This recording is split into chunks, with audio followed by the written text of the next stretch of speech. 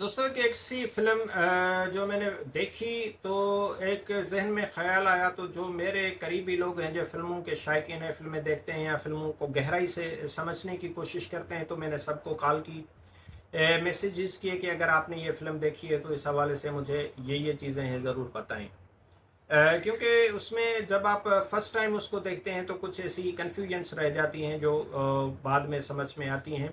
और ये बहुत ही खूबसूरत फिल्म है, मेरी ऑल टाइम फेवरेट लिस्ट में ये फिल्म शामिल है। न सिर्फ अपनी कहानी की वजह से and of course Kate Winslet की जो नेचुरल ब्यूटी इस फिल्म में दिखाई गई है उस हवाले से भी, ये थोड़ा अडल्ट मटेरियल भी है।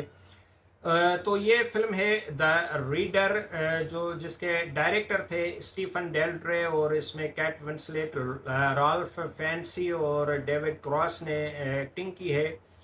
ये जो जंग अजीम दो है, वर्ल्ड वार टू, उस पर बहुत ज़्यादा फिल्में बनाई गई हैं और उसमें स्पेशली जो जंग का महाज है, जंग में शहरों की तबाही है या इस तरह की जो कई कहानियाँ उनके जंग में शामिल फ़ौजियों के हवाले से बायोग्राफीज़ या इस तरह उनके ख़ानदानों की कहानियाँ फिल्माई गई हैं। ये फिल्म उनसे थोड़ा हटकर है।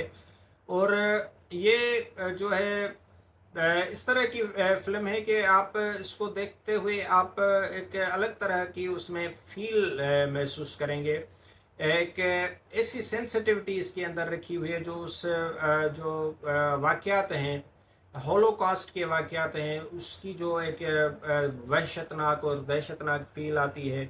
और उसको जो उनके कैरेक्टर्स हैं, उनको अगर उन चीज़ों का पता होता है तो वो किस तरह से उसके साइकोलॉजिकल उस पे इम्पैक्ट होते हैं, तो इस तरह की वो कहानी है। तो फिल्म की कहानी जो है वो एक तरह से इसको हम कह सकते हैं कि काफ़ी कर्बनाक है। और ये कर्बनाक किस्सा शुरू होता है 36 साल की हाना के 15 साला माइकल के अफेयर के साथ। और इस अफेयर की जो वजह बनती है वो ये है, आप मूवी देखकर ही जान पाएंगे, क्योंकि फिल्म में जो इनका रिलेशन है वो बहुत ही बारीक बीनी के साथ दिखाया गया है। डायरेक्टर जो न सिर्फ एक संजीदा फिल्म बेन ही उसको देखकर समझ सकता है। और फिल्म का जब दूसरा हिस्सा इसका शुरू होता है, जब माइकल को बिना बताकर छोड़ जाने वाली हाना उसे कमरा अदालत में मिलती है, और यहाँ उसकी सीक्रेट लाइफ की बात माइकल को पता चलती है, जो खुद को कोसता है कि वो एक ऐसी औरत के साथ रिलेशन में था जिसके सर बहुत से मासूमों का खून है। ट्रायल कंप्लीट होता है और हाना को सज़ा सुना दी जाती है। साल गुजरते हैं, हाना बूढ़ी हो चुकी है और यहाँ से ये मोहब्बत की कर्बनाक कहानी ऐसा क्लाइमेक्स दे जाती है जिसका फिल्म बैनों ने शायद सोचा भी नहीं होगा। और जैसे मैंने पहले भी कहा कि ये जैसे ही ख़त्म करते हैं तो एक जहन पर एक असर छोड़ जाती है और फिल्म बैन जो है उसके सहर में मुब्तला रखता है। और एक बेहद जज्बाती किस्म का इसका जो है क्लाइमेक्स है।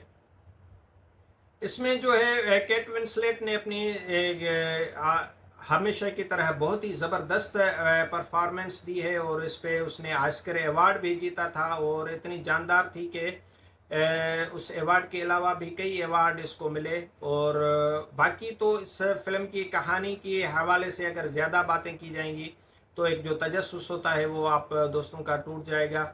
लेकिन मैं समझता हूँ कि बहुत सारी चीज़ों की वजह से ये फिल्म देखी जा सकती है, इसकी कहानी, इसकी एक्टिंग और कहानी में जिस तरह के वो वाक़यात को एक जज्बाती और इमोशनल टच देकर जो फिल्माया गया है। उसकी जो बुक रीडिंग होती है उसमें बहुत बड़े राइटर्स का जो है रेफरेंस दिया जाता है, उनकी बुक रीडिंग की जाती है, बुक्स पढ़ी जाती हैं।